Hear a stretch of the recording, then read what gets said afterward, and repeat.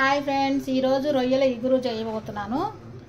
శుభ్రంగా రొయ్యలు ఇలా కడిగి పెట్టుకున్నాను. కొంచెం ఉప్పు నిమ్మకాయ వేసి బాగా శుభ్రంగా ఇలా కడుక్కున్నాను. చూసారా ఎంత తెల్లగా వచ్చాయో. ఇప్పుడు ఇవి ఒక గిన్నెలో వేసుకుంటున్నాను. ఇందులో కొంచెం ఉప్పు వేసుకుంటున్నాను. అలాగే కొంచెం పసుపు కూడా వేసుకోవాలి. పసుపు వేసుకుంటున్నా. కొద్దిగా వాటర్ యాడ్ చేస్తున్నాను. ఇప్పుడు స్టవ్ వెలిగించుకొని ఇది కొంచెం ఒక 5 నిమిషాలు ఉడకనియాలి. తర్వాత కర్రీ ఎలా చేయాలో నేను చూపిస్తాను. చూసారా, రొయ్యలన్నీ ఉడికినాయి. వాటర్ కూడా ఇంకిపోయింది. ఈ వాటర్ మనం వడగట్టుకుందాము.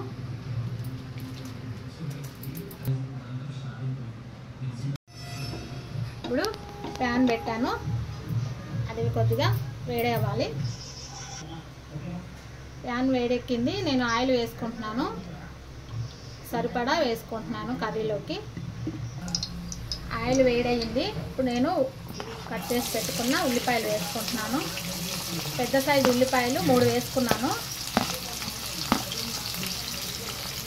మిర్చి కూడా వేసుకుంటున్నాను. ఇలా మధ్యకి తీర్చి ముక్కలు కట్ చేసుకొని పెట్టుకోవాలి.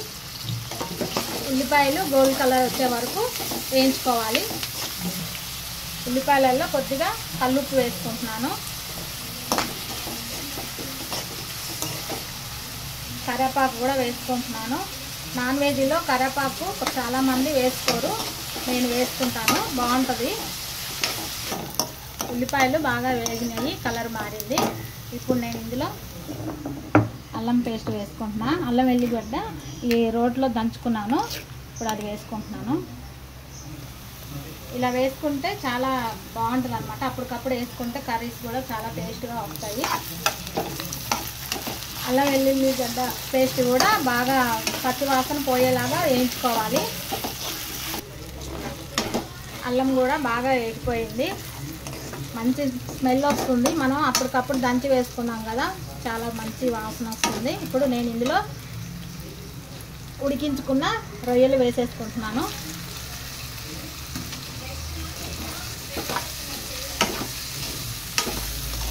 ఇవి కూడా ఇప్పుడు ఇలా బాగా వేయించుకొని ఒక 2 నిమిషాలు ఉంచుదాము. ఇలాగా ఒక 2 నిమిషాలు వేగినాయి. ఇప్పుడు నేను ఇందులో కారం వేసుకుంటున్నాను.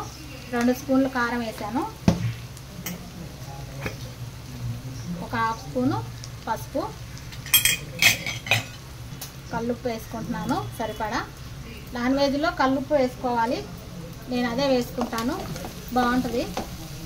ఉప్పు, కారం, పసుపు ముక్కలకి పట్టేలాగా ఒక 2 నిమిషాలు ఉంచాలి. టమాటాలు యాడ్ చేస్తున్నాను.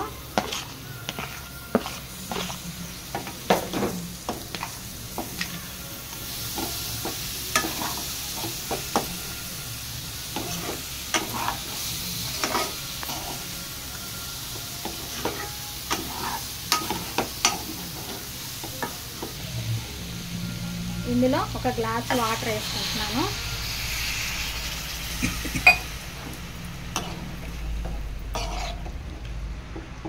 ఇప్పుడు ఇవి ఒక 3 నిమిషాలు ఇలాగా ఉంచాలి.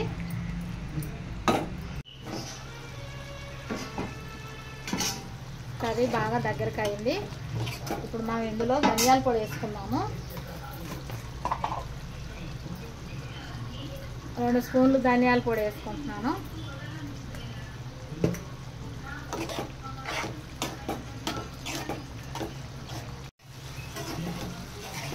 రొయ్యల కర్రీ రెడీ అయిపోయింది. చివరిగా కొంచెం కొత్తిమీర వేసుకోవాలి. చూసారు కదండి రొయ్యల కర్రీ ఎలా చేసుకోవాలో. మీరు కూడా ఒకసారి ట్రై చేయండి. ఎలా వచ్చిందో కామెంట్లో కామెంట్ చేయండి. ఓకేనా ఫ్రెండ్స్, బాయ్.